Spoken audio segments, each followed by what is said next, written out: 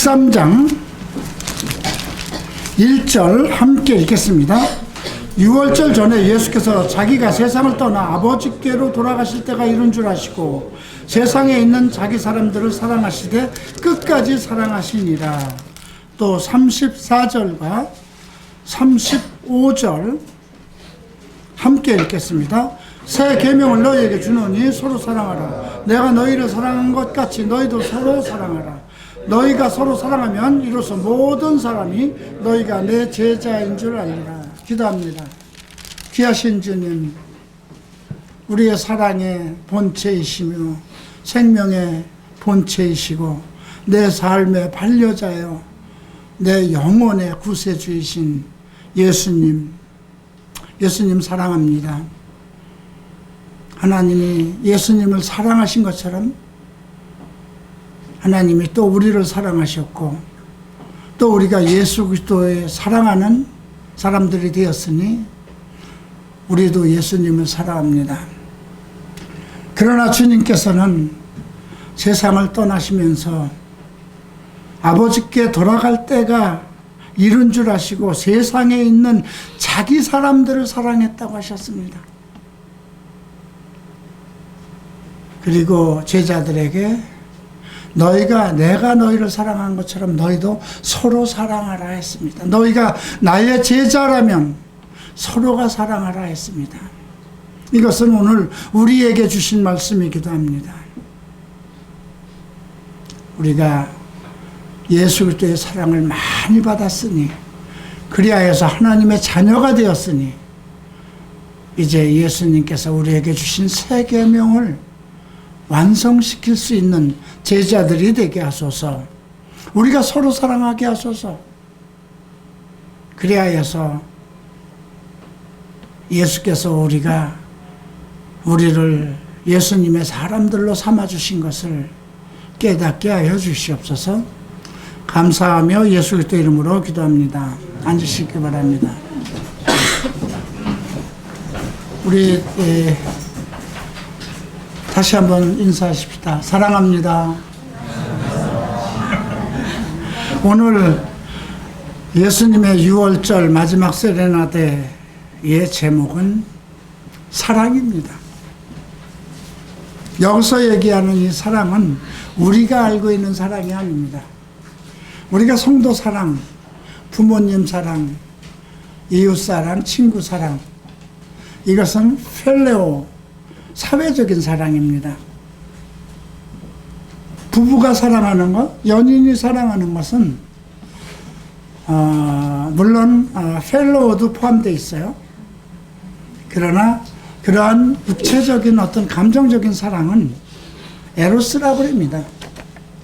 그런데도 성경에서 에로스라는 단어가 한 번도 나오지 않습니다. 성경에서 언급하는 사랑은 아가페 하나밖에 없습니다. 아가페 속에 펠로라는 형제사랑, 이웃사랑이 다 포함되어 있고요. 에로스라는 육체사랑이 다 포함되어 있습니다. 부부가 서로 사랑한다는 것이 물론 서로 사랑하기 때문에 감정적으로 이끌리고 이성적으로 서로 합의가 돼서 결혼을 하는 겁니다. 그리고 평생 한 몸이 돼서 살아갑니다. 서로를 의지하고 내 것과 네 것이 일체가 돼서 운명 공동체가 돼서 죽을 때까지 살아가는 것이 부부입니다.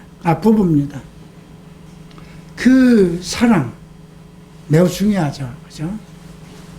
그런데 그 사랑이 예수 안에서 이루어졌을 때, 예수 그리스도 안에서, 하나님의 사랑 안에서 이루어졌을 때 얼마나 큰 축복이 될까요? 세상에 많은 사람들이 정말 애틋한 사랑을 가지고 만나서 결혼하고 자식을 낳다가도 헤어지는 경우가 너무나 많습니다. 지금 종말의 시대에 와서 너무나 많은 사람들이 이혼을 합니다. 크리스찬 중에서도 이혼을 합니다. 헤어지면서 서로가 우리는 원래 운명적인 사람이 아니었다.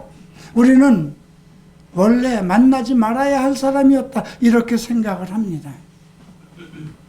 아니요. 물론 사별을 할 수가 있어요. 그죠?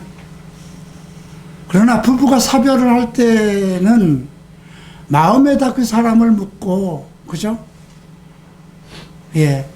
떠나는 사람도 두고 가는 사람을 가슴에다 안고 가는 것이고, 보내는 사람도 그 영혼을 자기 가슴에 묻어두는 거잖아요. 그래서 부부는 죽어도 누가 먼저 죽느냐 관계없이 일체가 되고 함께 죽고 함께 사는 겁니다. 그래서 성경에는 이혼이라는 게 허락되지 않았어요. 그죠? 우리가 크리스천 상담에도 이혼 상담은 안 받습니다.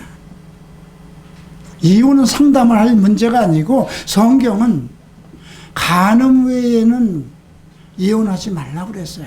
이것이 이제 구약의 율법입니다.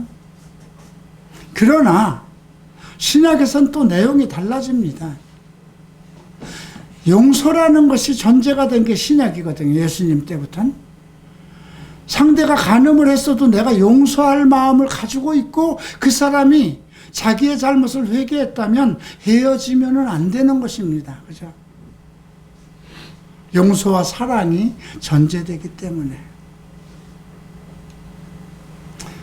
그래서 오늘 우리의 사랑, 여기서 언급되는 이 사랑은 아가페 사랑입니다. 희생적인 사랑. 우리가 말로 표현할 수 없는 사랑이에요. 이 하나님의 사랑을, 아가페라는 그 단어를 어떻게 표현할 수 있을까? 바울은 한마디로 얘기를 합니다. 우리가 아직 죄인 되었을 때 그 사랑하는 아들을 십자가에 내어주셔서 자기의 사랑을 확증하셨다고 그랬습니다. 하나님이 우리를 어떻게 사랑하셨느냐? 하나밖에 없는 자기 사랑하는 아들을 내 죄를 위해서, 내가 아직 죄인으로 살아가고 있을 때에 그 아들을 십자가에 내어주셨다는 것입니다. 여러분은 그렇게 하실 수 있습니까? 여러분은 원수를 위해서 내 하나밖에 없는 아들, 하나가 아니라 10명 중에 하나라도 나의 원수를 위해서 그 목숨을 대신 내어줄 수 있나요? 어림도 없는 것입니다. 내가 기르던 강아지도 내어줄 수 없는 게 우리 사람들의 욕심이요 마음입니다. 근데 오늘 이 사랑에 대한 6월절 마지막 날, 6월절이라는 것은 어린 양을 잡아서 특별하게 이스라엘 백성을 하나님께서 양으로 삼고 그 양을 대신 그 죽임으로 인해서 그 이스라엘 백성을 구원한 그 사건, 400년 동안 종살이하던 이스라엘 백성을 구원하면서 그렇게 시작됐던 것이 6월절입니다. 이건 뭐 구약의 이스라엘 백성 속에 있었던 거지만 우리로도 같은 이야기입니다. 우리가 일단 세상 속에서 세상에 사탄의 노예가 돼서 술과 담배와 음행과 간음과 더러움 속에서 얼마나 그것을 즐기고 그것이 죄인지 모르고 그렇게 살아왔던 사람들입니다. 그런데 예수 그리스도를 어린 양 그 산제사를 드린 것처럼 예수 그리스도를 위해 죽으심 그 보혈로 말미암아 나로 하여금 하나님의 자녀가 되고 모든 죄에서 나를 구원하셨습니다. 그 6월절 이제 마지막 그 6월절 기간에 예수님은 십자가 위로 달리시게 됩니다. 죽으시게 됩니다. 누구를 위해서? 먼저는 자기 사랑하는 사람들, 자기 민족 이스라엘, 그거보다 더 광대한 하나님의 뜻은 온 세상 인류를 위해서, 그죠? 세상을 사랑해서 하나님은 예수 그리스도를 이 땅에 보내셨으니까요. 그날 이제 예수께서 떠나가실 때를 아셨다고 그랬어요. 돌아가실 때가 이른 줄 아시고, 흥미롭게도 12장에선 내가 영광을 받을 때가 되었다 이렇게 말씀하셨어요. 그 말씀은 잘 생각해 보세요. 같은 말이에요. 아버지께로 돌아갈 때가 이른 줄 아시고, 이 말씀이나 이제 내가 영광을 받을 때가 되었다, 이건 같은 얘기예요. 근데 12장에서는 그 말이 왜 나왔을까요? 빌립과 안드레가 이방 사람들이 와서 그 6월절 명절을 지키기 위해서 이제 예루살렘에 왔다가 그 이방인 몇 사람이 빌립에게 온 겁니다.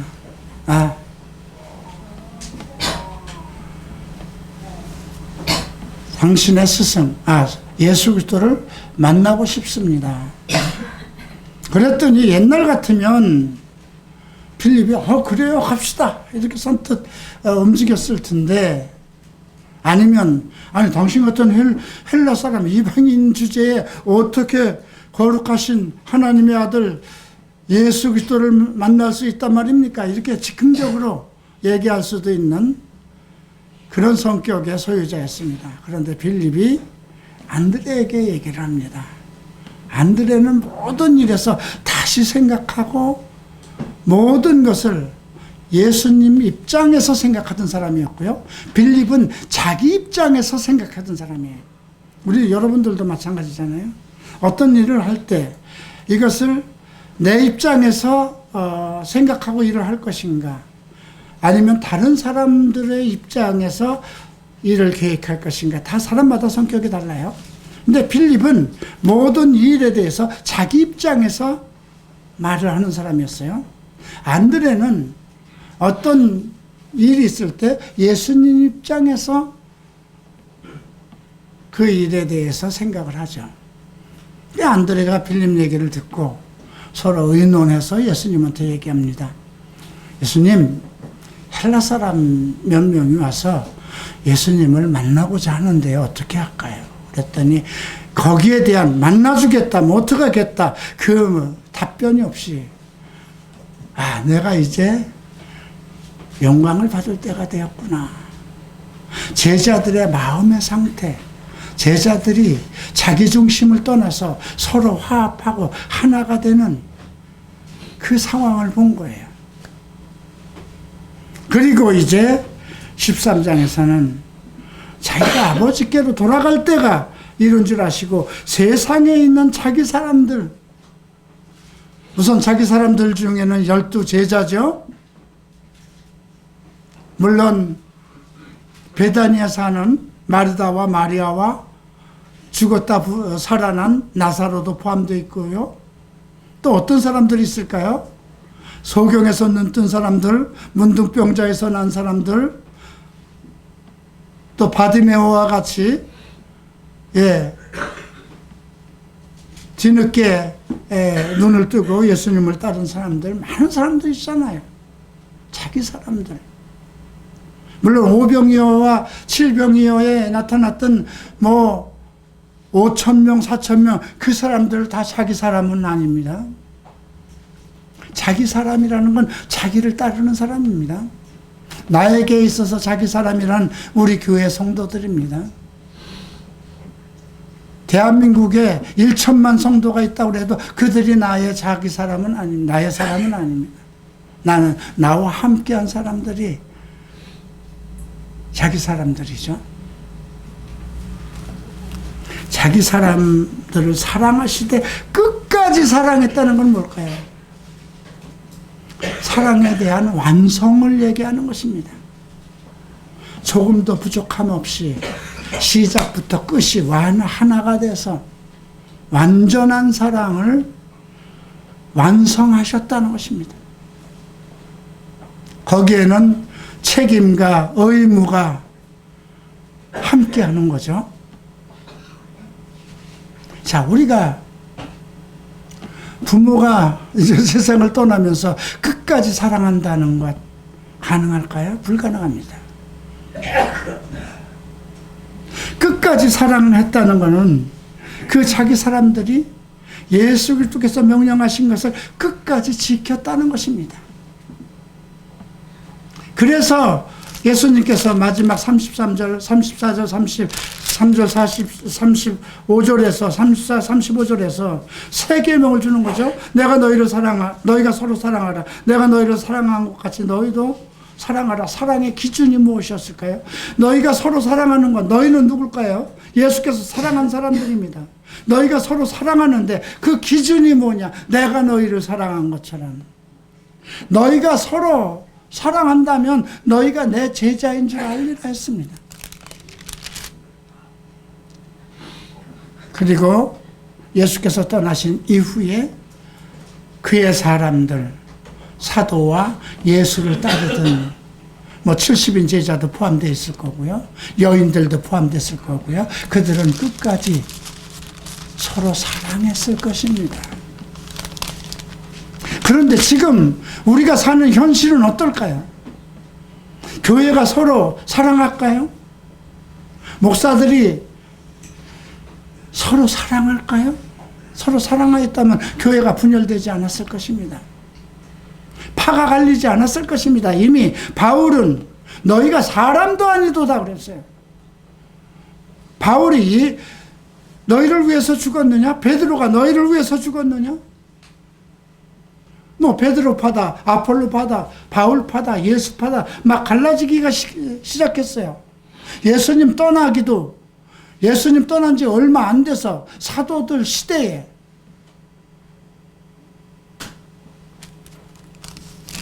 그런데 예수님은 자기 사람들을 사랑하시되 끝까지 사랑하셨다고 그랬죠. 마태복음 28장 마지막 절에는 내가 세상 끝날까지 너희와 함께 하겠다고 그랬어요.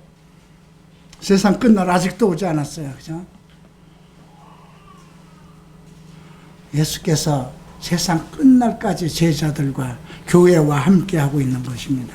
끝까지 사랑한다는 것.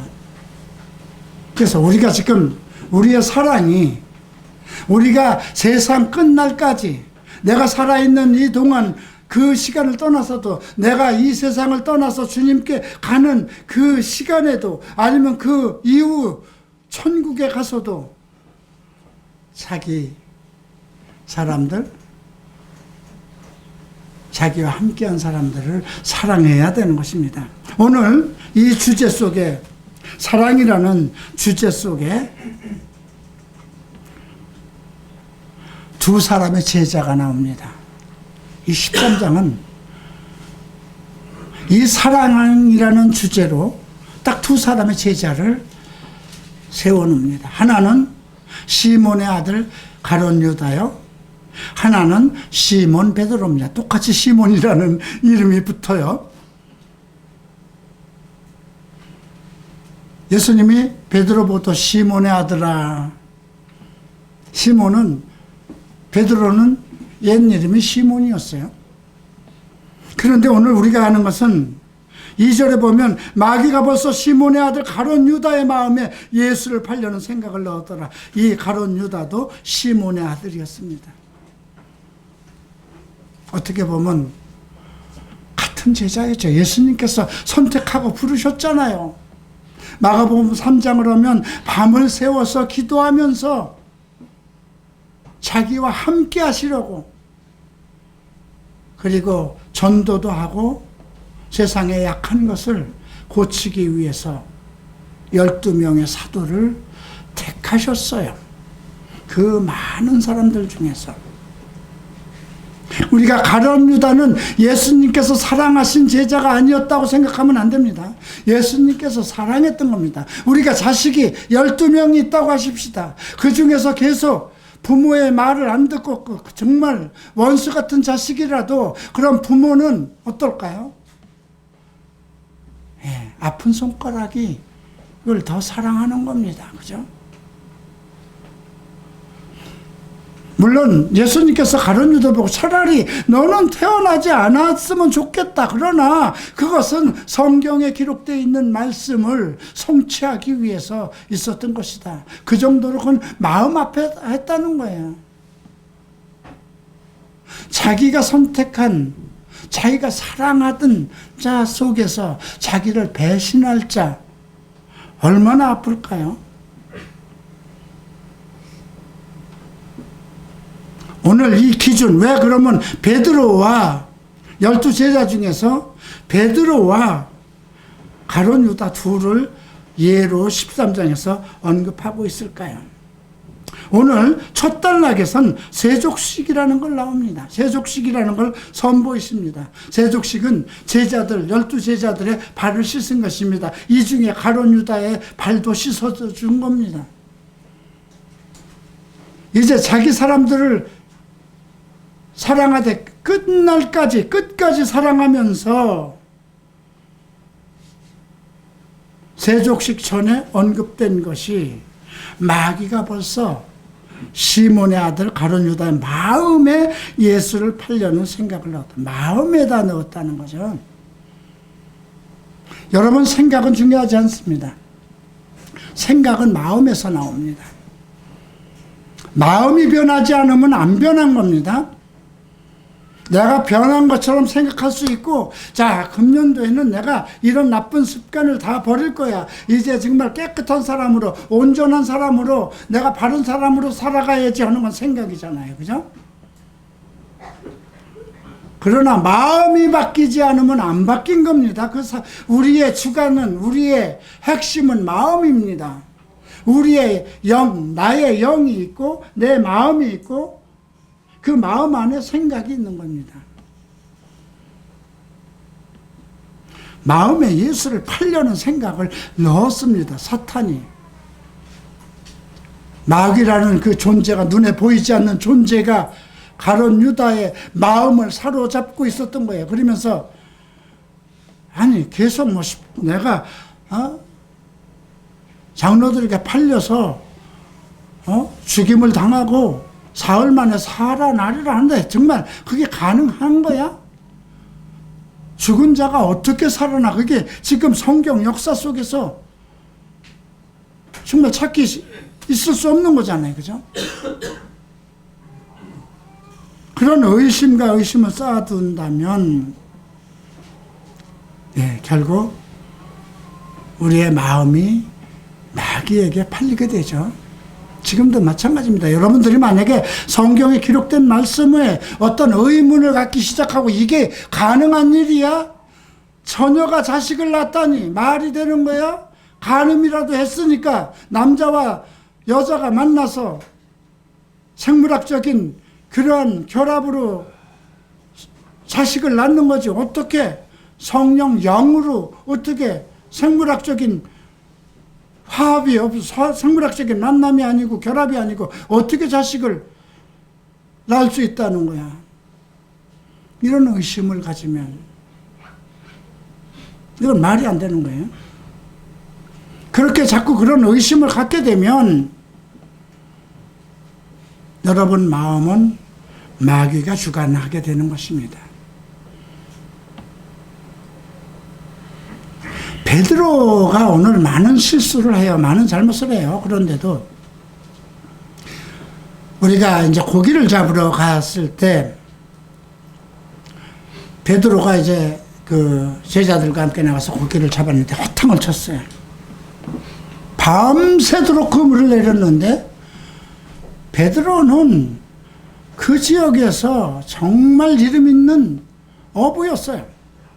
그래서 갈릴리 바다 어디에서 고기가 많이 잡히고 몇 시에 어느 때에 어느 날짜에 달이 어디에 떴을 때 별자리가 어떻게 움직일 때 어느 자리에 어떤 고기가 많이 잡힌다는 것을 너무나 잘 아는 베드로인데도 허탕을 쳤습니다. 여러분, 고기가 안 잡을 철에 어부가 고기잡이 떠나겠습니까? 그런데 허탕을 쳤어요. 근데 예수께서 너희가 고기를 많이 잡았냐니까 허탕 쳤습니다. 그래? 오른쪽에 그물을 내리라 그러죠. 그때 뭐라 그럽니까? 우리가 밤을 맞도록 그물을 내렸으나 잡지 못했습니다. 그러나 주께서 말씀하시니 내가 그물을 내리겠습니다. 이게 믿음입니다. 예수님은 목수 출신이잖아요. 목수 출신이지만 배를 고치러 배를 타셨기도 했을 거고, 또 간간히 예수 그리스도의 그 메시아 사역을 하기 전에는 사람들과 함께 고기 잡으러도 어쩜 나가셨던 일도 있을 거예요. 그러나 전문가는 아니잖아요. 그럼에도 베드로는 주께서, 선생께서 그물을 내리라고 하니까, 내가 고기 잡는 데는 이골이 나고 내가 전문가지만 그래도 선생님께서 그물을 내리라고 하시니까 내리리다. 그물이 찢어지도록 많이 잡혔죠. 그때서야 무릎을 꿇고 주여 내가 죄인입니다. 나를 떠나소서. 이런 고백을 했던 사람입니다. 베드로가 오늘 이 내용 속에서 엄청난 잘못을 하고, 닭이 3번 울 동안 네가 3번 나를, 닭이 2번 울 동안 네가 나를 3번 부인할 거다.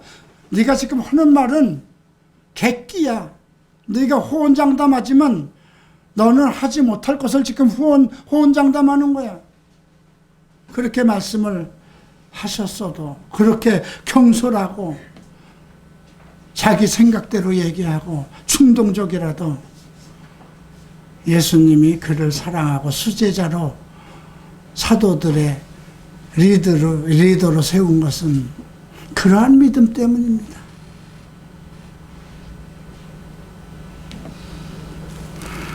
예수님이 이제 허리를 수건을 두르시고, 자, 물을 떠와라. 그리고 쭉, 자, 한 사람씩 이제 발을 닦습니다. 3절에 보면, 자, 하나님께로부터 오셨다가 하나님께로 돌아가실 것을 아시고, 이제 세족식을 합니다.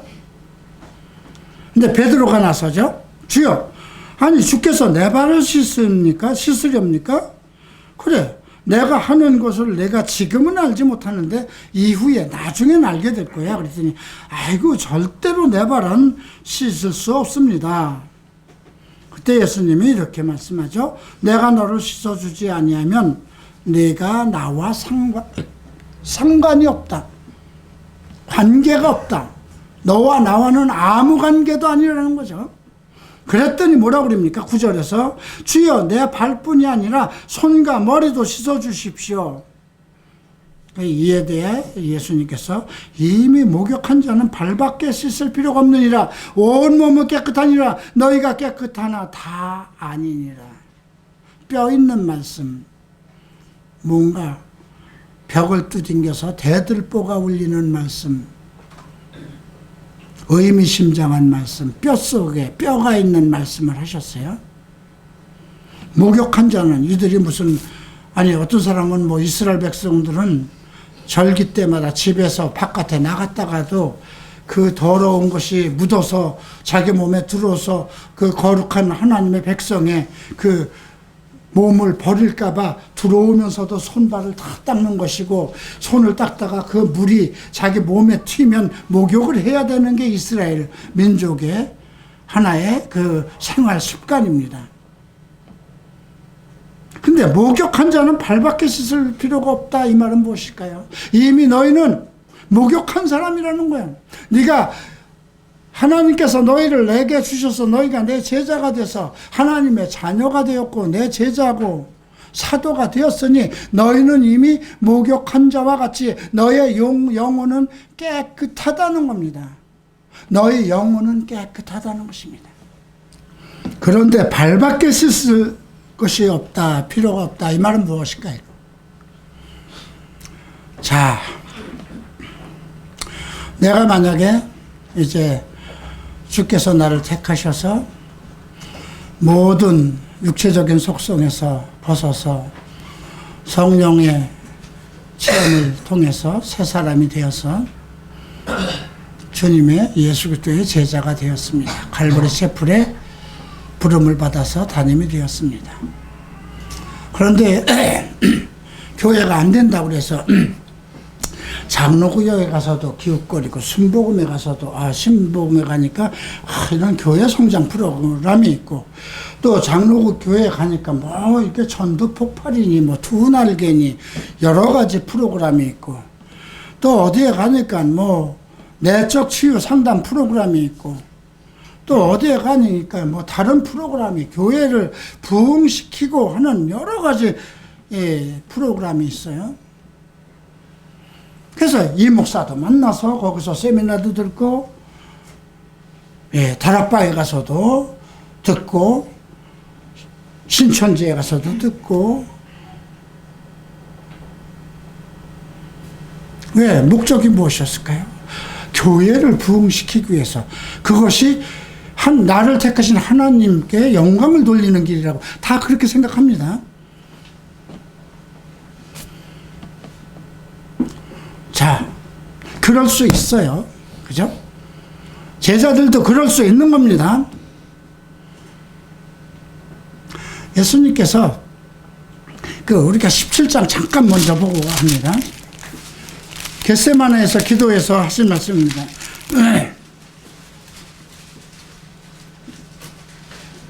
15절에서 내가 비옵는 것은 그들을 세상에 데려가시기를 위함이 아니요 다만 악에 빠지지 않게 보존하시기를 위함입니다. 이 말은 뭐예요? 제자들도 악에 빠질 수 있다는 겁니다. 여기서 얘기하는 건 악은 뭘까요? 사탄이 주관하는 세계입니다. 죄라고 그러지 않았어요. 내가 세상에 속하지 아니한 같이 그들도 세상에 속하지 아니하였습니다. 이들은 이미 내 이름으로 세례를 받은 자들이고 내가 택하여 사도로 삼은 자들이기 때문에 이들은 세상에 속하지 않고, 내가 세상에 속하지 않은 것처럼 세상에 속하지 않았습니다. 그러니 그들을 진리로 거룩하게 하옵소서. 진리는 하나님의 말씀입니다. 제자들이 악하게 되는 이유가 무엇일까요? 진리를 벗어난 것이거든요. 성경의 말씀을 벗어나는 것이거든요. 아버지의 말씀을 벗어나서 자기의 생각대로 사탄이 주는 마음을 따라서, 사탄이 주는 마음은 뭘까요? 하나님께 영광을 올리는 것, 하나님께 영광을 올리는 것, 내가 택한 그 자체가 하나님의 영광된 거 아닙니까? 우리가 예수 그리스도로 부름을 받은 그 자체가, 하나님의 자녀가 된 것 그 자체가, 내가 예수를 믿게 된 것 그 자체가 영광 아닙니까? 우리에게 영광이라는 건 순종밖에 없는 것입니다. 순종이라는 건 말씀대로 살아가는 것이거든요. 그걸 뜻하는 것입니다. 그러나 너희 중에 다는 아니야. 가룟 유다를 이미 염두에 두셨어요. 왜? 마귀가 그의 마음속에 예수를 팔려는 마음, 예수 그리스도의 제자이면서도 예수 그리스도의 모든 말씀에, 성경에 기록된 말씀에 귀를 담고 살아가는 것이 아니라 재물을 탐하고 누가 헌금이 들어오면 어떻게든지 거기서 자기 필요한 것을 갖다 쓰고, 어떻게 하면 자기가 이 세상에서 유대인 속에서 유명한 사람이 될 수 있을 것인가, 그런 것을 꿈꾸는 사람, 그죠? 11절 봅니다. 이는 자기를 팔 자가 누구인지 아심이라. 그러므로 다는 깨끗하지 아니하다. 우리는 이 말씀을 이미 보았기 때문에 이래서는 안 됩니다. 어떤 목사 설교를 들으니까 이걸 하면서 성도들 중에 다 깨끗한 건 아닙니다, 이런 얘기를 해요. 그건 잘못된 겁니다. 아닙니다. 왜? 성경에 예수를 팔자로 기록된 사람은 계속 이어가는 겁니까? 단 한 사람입니까? 단 한 사람, 가룟 유다예요. 이미 성취가 된 거예요. 끝난 거예요.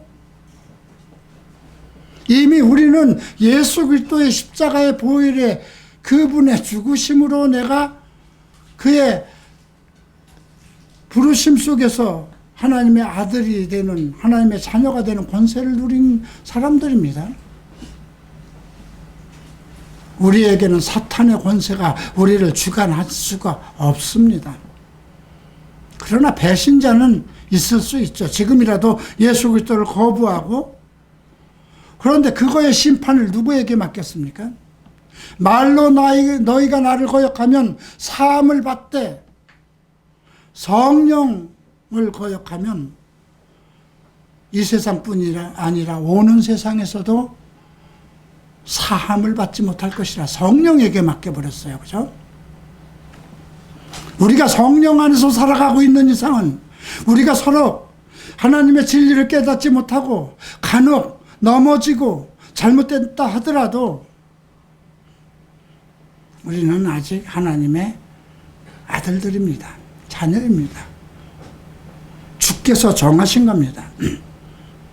내가 죄를 지으면 하나님 우편에서 예수 그리스도가 아직도 나를 위해서 중보하고 계십니다. 자, 그리고 발을 씻긴 후에 옷을 입고 내가 너희에게 행한 것을 너희가 아느냐? 너희가 나를 선생이라 또는 주라 하니 너희 말이 옳도다. 내가 그러하다. 내가 주와 또는 선생이 되어 너희 발을 씻었으니 너희도 서로 발을 씻어주는 것을 오르니라. 이 약속이 교회 안에서 계속 이어졌다면 교회 분열은 없었습니다. 사도 바울은 고린도 교회에서 얘기를 했죠. 너희가 바울파다, 아폴로파다, 예수파다, 베드로파다 하니 사람도 아니도다. 그거 뭐 하는 거예요? 잘못된 자들을 책망한 것은 그들을 깨우치는 것입니다. 너희가 서로 발을 씻어주라는 건 실질적으로 우리의 발을 얘기하는 것이 아닙니다. 여기저기 가면서 자기의 목적을 이루기 위해서 수단과 방법을 가리지 않고 무엇인가 주의 영광을 위한다는 그 개념으로 자기 목적을 따라 움직이는 것. 주님의 뜻은 생각하지 않고 주님의 뜻은 뭐예요? 주의 말씀대로 살아가는 것이거든요.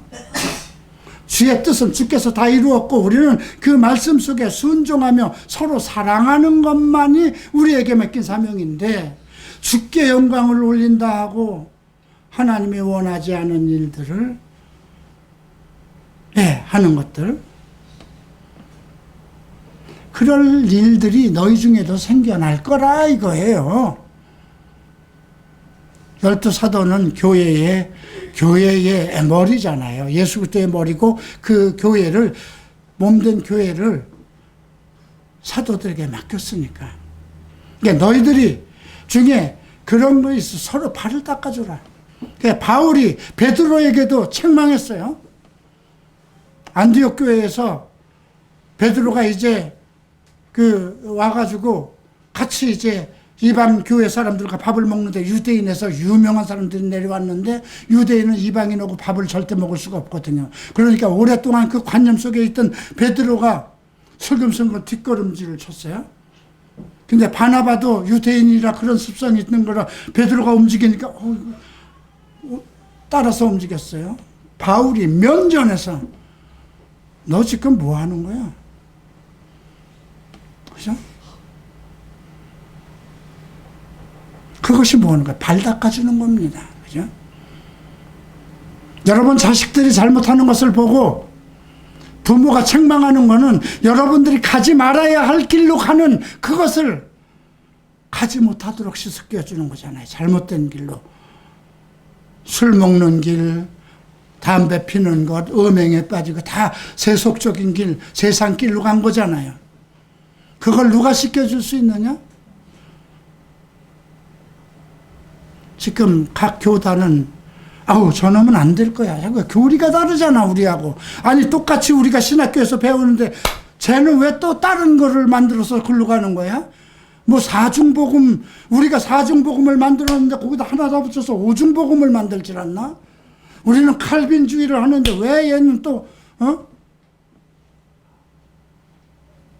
그렇게 해서 다 교파가 생긴 거잖아요.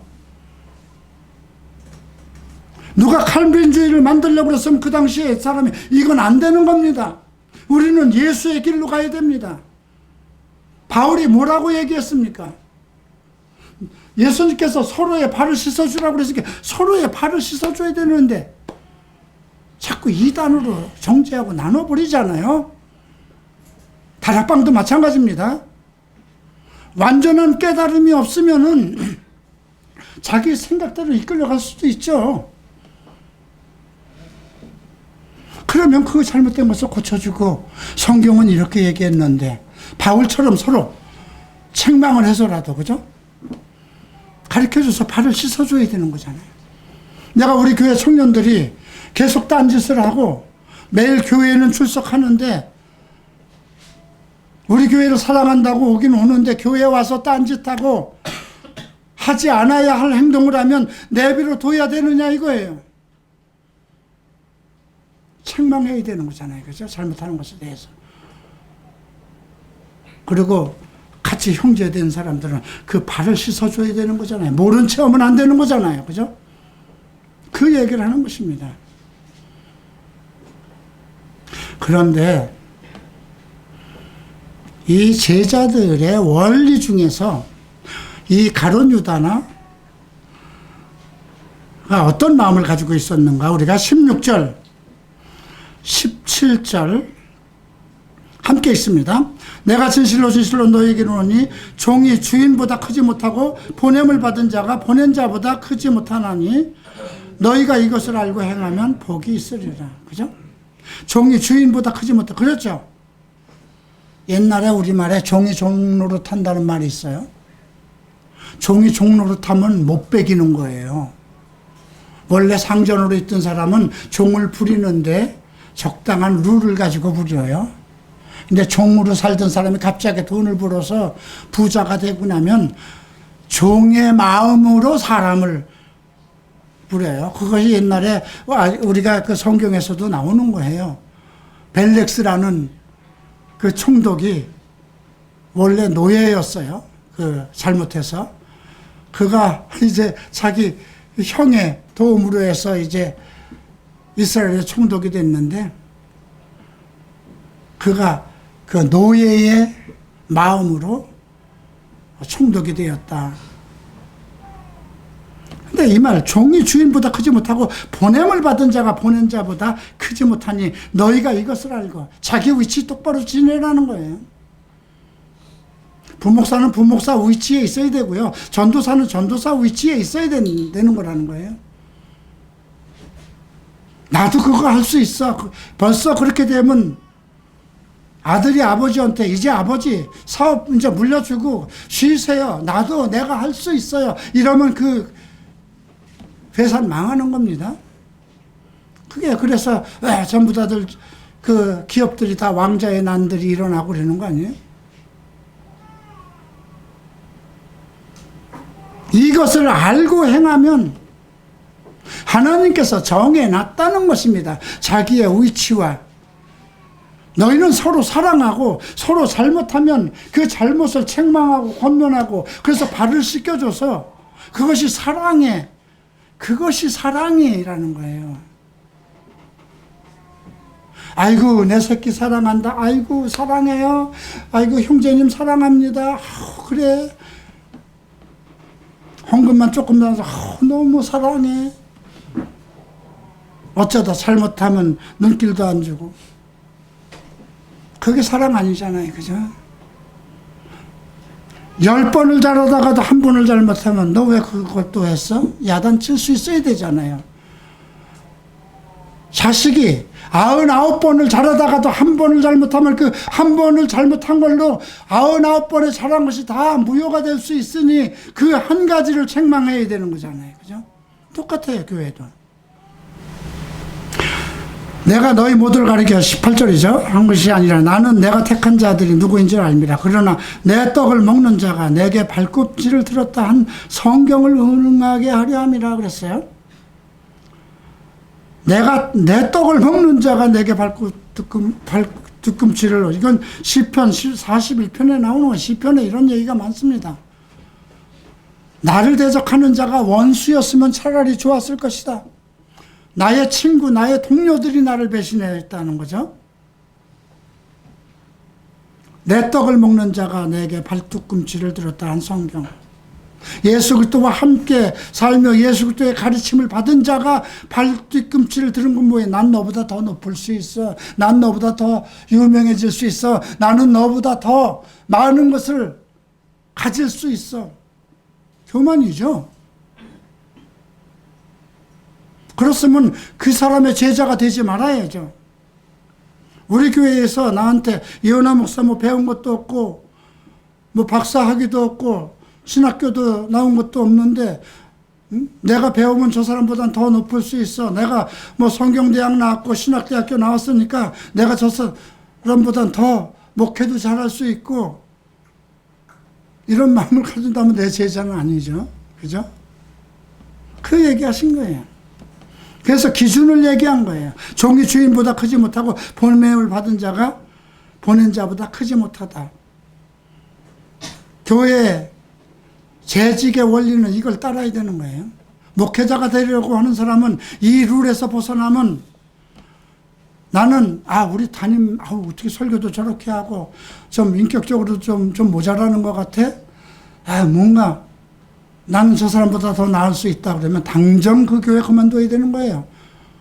내가 목사 안수 받는 날까지만 기다려. 나도 할 수 있어. 그러니까 교회가 분열되는 거거든요. 그게 가룟 유다예요.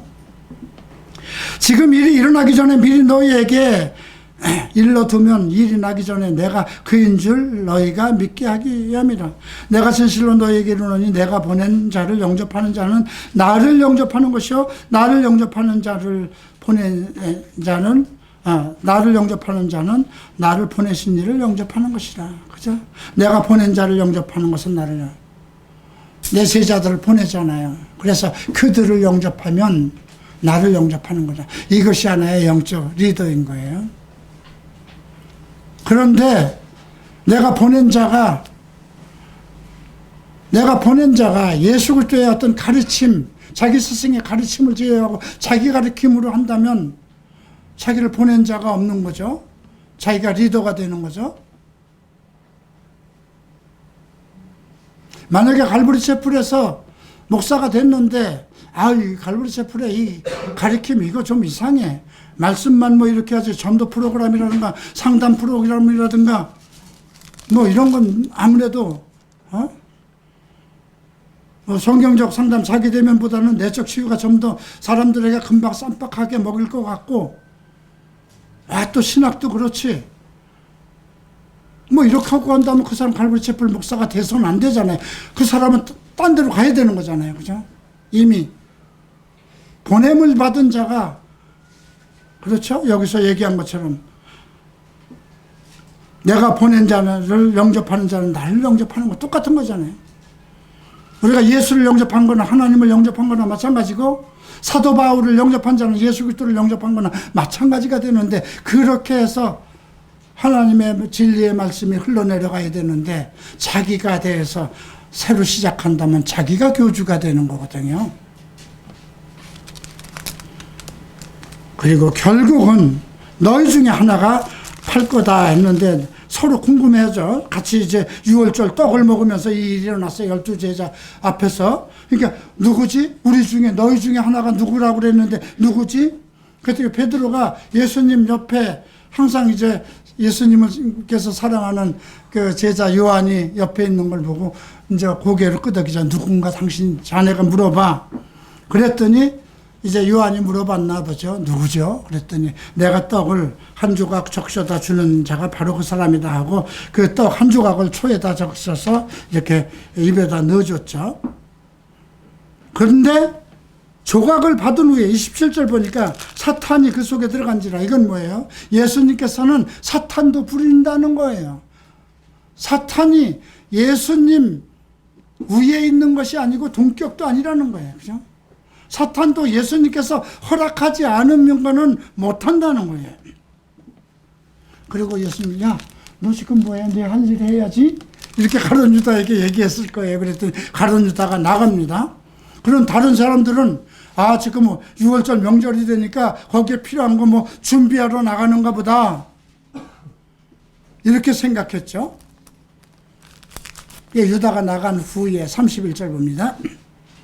지금 인자가 영광을 받았고 하나님도 인자로 말미암아 영광을 받았다. 그게 같은 말을 지금 우리가 이거는 12장에서 얘기했던 거 영광의 때가 되었도다 그 말씀과 예수께서 아버지께 돌아가실 때가 이런 줄 알고 그 말씀과 지금 인자가 영광을 받았고 하나님도 인자로 말미암아 영광을 받으셨도다. 성경에 기록된 대로 가룟 유다가 예수를 팔았기 때문에 이제 예수님은 꼼짝없이 십자가를 지셨기 때문에 그 일로 영광을 받았다는 것입니다. 만일 하나님이 그로 말미암아 영광을 받으셨으면 하나님도 자기로 말미암아 그에게 영광을 주시리라.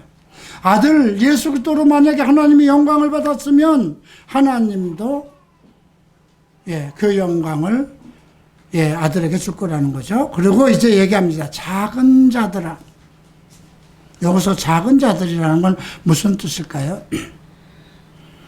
아주 어린애, 갓난애가 우리 이제 저기 시온이 같은 애가 작은 자 그런 뜻입니다. 아이들아.